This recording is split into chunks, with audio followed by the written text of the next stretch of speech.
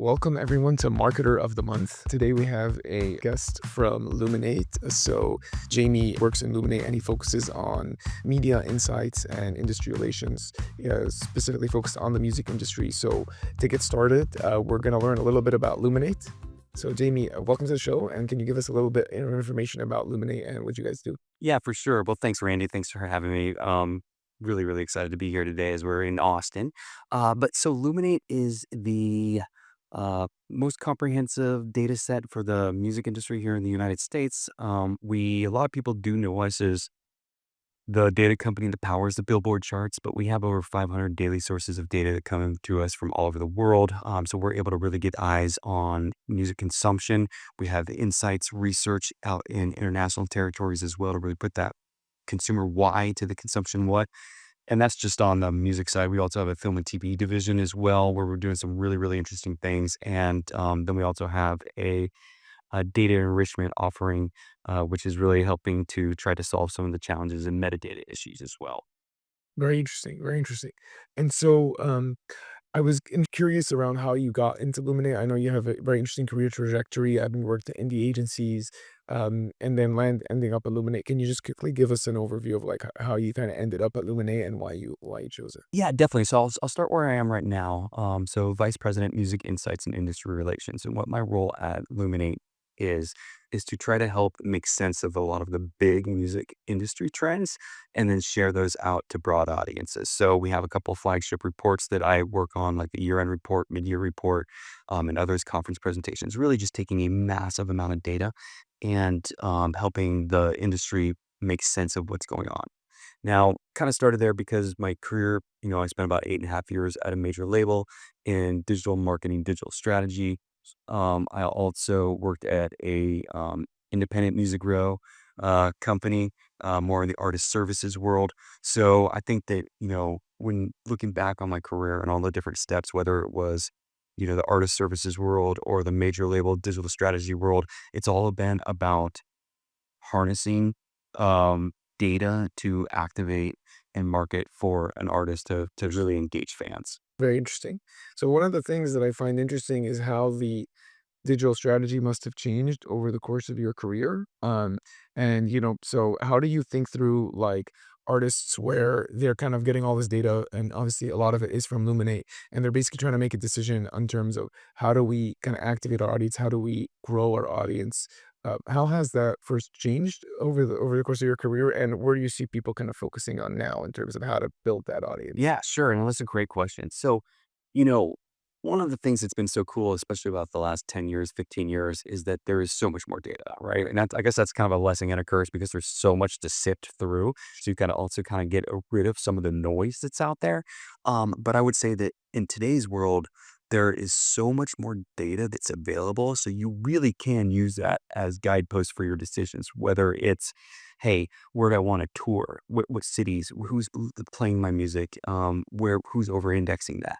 Or maybe it's, okay, well, I have an offering that I wanna see how my vinyl is gonna do, or what should I put in my merch store, or you know, even just how my tracks doing. Or one of the key reasons that a lot of people use our data is because they want to see how they're doing compared to other people, right? So if your numbers and streaming numbers are up 6%, but the industry is up 8%, it puts things in context. So long story short on that is that like there's so much more data that's available, and it's very helpful. So I think that artists today, labels today, their teams, their management teams, everybody has a much clearer sense about what's actually happening on like a day-to-day basis where they never had that before. Right. Never had that before. Maybe you would, in the 20 years ago, you'd send off a survey and you'd get some answers back, a few months later, but you don't know what just happened yesterday. And so I think that that really puts people into an interesting position where they can see what's happening and then use that as a guidepost for what they want to do. Yeah, yeah, I think, market research has obviously dramatically changed the game because you get that market research, you get understand what happens, and then you can make better decisions because you Yeah. have more recent data. So it's really interesting, and then has when you look at channels, like, so there's the one part is obviously deciding where to be, like where to perform, where to tour, but there's also like where to promote the tours, where to promote the events. So you have Facebook, you have LinkedIn, you have TikTok, you have Instagram. LinkedIn might not be as relevant since it's music, but TikTok, definitely Instagram is maybe even Snapchat. So how do you guys think through, or have you seen people the industry change when it comes to like which channels are we choosing to allocate budget when it comes to marketing these two Yeah. or marketing these events? Yeah.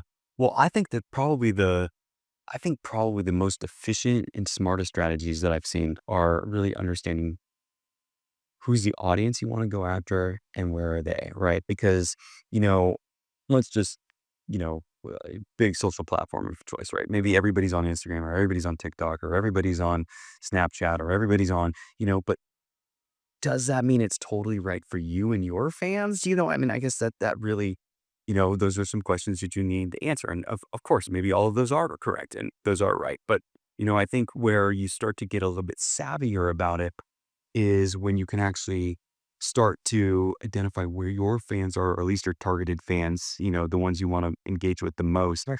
and then start tailoring that messaging to meet them there. Because I'll tell you also, like, through my past experience, the fans that are on all of these different platforms could be wildly different. Your Instagram fans may be completely different than your Facebook fans, completely different than your TikTok fans. So then also understanding how to communicate with them, because I've seen I've had some good stories about, this same exact post, but placed in a few different places Yeah, and reacting very completely differently, interesting. so it's very interesting how those, sort of those nuances come. So that's great. And do you feel like going on the marketing channel, like when it comes to one channel that a lot of music kind of has kind of really I would say revolutionized music discovery is TikTok, right? A lot of people discover at least small snippets of songs that they like on TikTok. How have you guys seen? I know you guys have a report that you recently released on TikTok. So can you talk a little bit about that? Yeah, of course. So, our insights team recently did a report and released it wide with TikTok on the power of the platform for TikTok and how they impact the music industry. One of the key things that they found when looking at our consumer research tied to TikTok data as well is that there is an incredible amount of music discovery happening on TikTok. It's just it really is powering that. And if you start to look at a lot of your top songs, as well, the upper echelon of the songs, it really helps drive those as well. So it's helping with music discovery. And then I think one of the really key aspects and around it is that you're actually having fans physically engage a lot of times with your music too, whether they're doing Right. trend or whether they're doing, Dance. yeah, something that at the very least they're creating something, right? A post of some sort with the music. And I feel like that also kind of just bonds people together with the music a little bit more too. So it's really helping to do that. And then, obviously when people are able to see their friends doing something and want to participate, it's just really kind of sharing music out further. So, we have seen that TikTok as a channel has really helped a lot with music discovery. And we have a lot of data to back that up. Um, you know, but I think that the act of participation on the fan side in some sort of piece of content, I think that goes a far away as well in creating that bond with the artist and with the music. Yeah, I agree. I think there's a big difference between the sharing content, like I like the song, I share it, versus I'm actually innovating with the content. I might be using a video or using some dance or some. I'm actually kind of creating something new, novel with it, and that new content creation adds a new layer of like uh, kind of kind of marketing, right, of that content. 100%. And we actually, getting out of the report that we just did a little bit too, we've kind of taken a look at, um, I think it was our mid-year report last year where we actually looked at different genre fans and how likely they are to post. And you definitely start to see some differences with some really highly engaged fan groups. I'm thinking about, K-pop fans or country music fans or others who are really, really engaged and really posting out there a lot too. So it's really lean in for them. Like they're actively seeking it out and then they're spreading that further. And those platforms are so good at being able to enable that. I mean, you look at Reels, you look at YouTube Shorts, you look at all of them. They're really um, able to help, you know, carry that message further. One of the things that has come up a lot at this conference at South by Southwest in Austin is how AI is changing marketing and other industries as well. And how have you seen AI play a role in the music industry? It could be marketing, it could be other verticals. Like, how is it impacting the way the music industry operates and how things are being done? Well, I think that there's when you're talking about two AI, I think there's two different tracks, right? There's generative AI, which is it's a little other conversation about that. I'll say that. And there's generative AI. And I'm not, obviously, there's people way smarter than me when it comes to the copyright discussion, all that. So, but there's that kind of AI, and then there's like the AI that's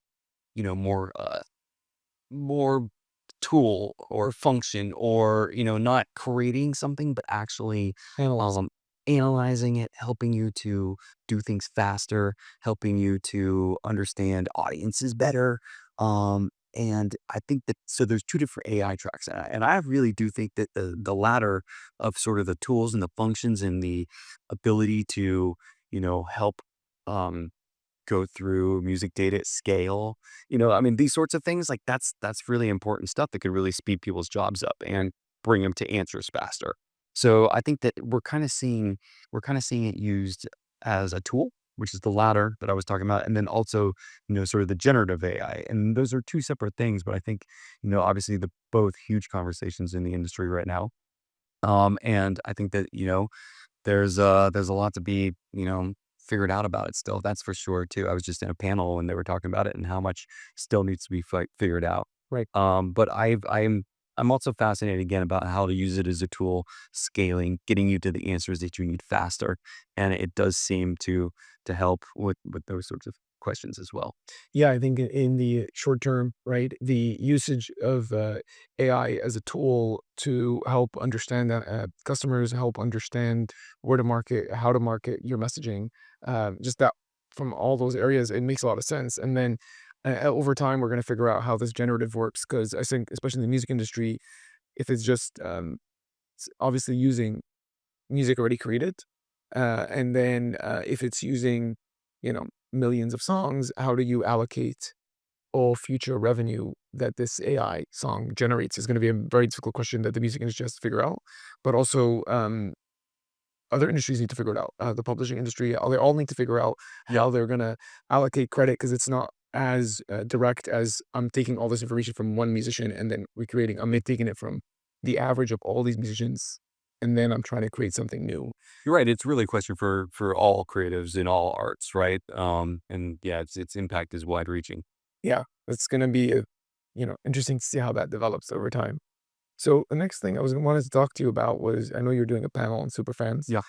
So I wanted to kind of just touch on a little bit about how you like what are you gonna cover there and how you feel superfans are kind of changing the way or impacting the way musicians kind of build loyal following and why they're so important. Yeah, that's a great question. So yeah, I'm very excited to do this panel tomorrow. Um, we have a fantastic group of panelists as well. June Choi, president of Weverse, is on the panel. Great. We also have Mitra from Hype Geffen, president, and then Sarah, who leads industry relations as a title. So just a really, really informed panel. And one of the things I was thinking about in terms of my prep is, we've all seen those videos from the 60s when, Elvis Presley or the Beatles played, everybody just went completely wild. Right. Well, those are all super fans, Right. right? And so the concept of super fans has been around forever. Right. Kind of getting back to what we were talking about at the beginning of our conversations, like digital data understanding of super fans has just gotten so much better. But the overall concept of super fans, I mean, this has been Right. forever, right? And so I think that what is happening today is that we're just so much better at understanding them. We can engage with them digitally. We can meet them where they are. So not everybody had to be in the Ed Sullivan Theater, Right. like it's actually like you can meet super fans where they are. And I think that that really helps open that up. Right. Now, in terms of like the psyche of a super fan, at Luminate, we see a few different characteristics. And I think that for your marketers out there, I think they'll definitely, relate to this is that they're early adopters. And I never remember in my marketing class, it was like, hey, identify your early adopters because they're going to be the ones that champion you. They're going to be the ones to share. And that's what we're seeing with super fans. And so I think one of the ways to think about super fans, especially for people who might not be as in the weeds on it as some others, is that yeah, these are your early adopters and your uh your people who are going to champion. These are the people who, for the iPhone release would have been waiting out there 48 hours earlier, right? Like these are super fans. It's true. And so connecting with them has a really, really big impact on the overall industry because, you know, um, they're gonna champion you out. They it becomes part of their own identity. And they also love being super fans, so they communicate with other super fans. But all this does is it really fosters this this group of fans that are early adopters and be able to champion. Now, there are the other things that super fans do. They spend more on live, they spend more on merch and physical music and things like that. So, there's also obviously the understanding of their lifetime value and how they bring a lot to the table in that game. So there's, obviously there's going to be some interest just from that as well. But I think that sometimes when I'm thinking about super fans, it's that, the concept has been around forever. It's just that we are so much better at identifying them and now engaging them where they are, for them to, build these relationships with their favorite artists. And then from the sort of the label business, marketing side, share that with other people as Right. well. Right. Yeah. One of the interesting things we've seen is people basically build like outgrow contests or just contests in general. Yeah. And when you look at the percentage of your follower base that's signing up for your contests or your giveaways, those are usually people who are, uh, I would say, either super fans or one level below super fans. Like they're like more avid than just to follow, Yeah. right? And so then you're getting a subset of that who are on the giveaways and in the contests. And then your super fans are the ones who are trying to gamify those contests. They try to do multi-L submissions. They're trying to do things. And so you kind of see that even from contests, you're able to see like, oh, this is an outgrow contest that we ran and we had 1 million submissions. But if you look at these 1 million submissions, we can basically say like this is a much more on the scale of from follower to super fan. Yeah. These are on the right side of that scale, closer to super fan. Yeah. The ones who signed up for the contest. Yeah. So you're basically getting accepted. And I love that you point that out because, I oftentimes get asked, and I got a little bit different answer, but I oftentimes get asked, well, how can I find my super fans? Where are they? And your answer is a really, really good one. Like they're the ones who are signing up for these contests and things. I've also said like, hey, anybody who buys a physical product through your merch store, put them in the super fan category.